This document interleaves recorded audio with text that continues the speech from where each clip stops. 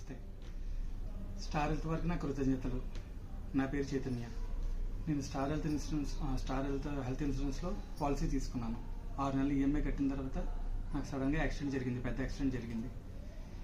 జరిగేటప్పటికి ఒక 30 రోజులు కోమాలోనే ఉన్నాను. నాకు అప్పుడే కోమాలో ఉండగానే బ్రెయిన్ ఆపరేషన్ చేశారు. హాస్పిటల్లో ఉండగానే బ్రెయిన్ ఆపరేషన్ జరిగింది. జరిగిన తర్వాత మొత్తం 10 లక్షలు బిల్ అయింది.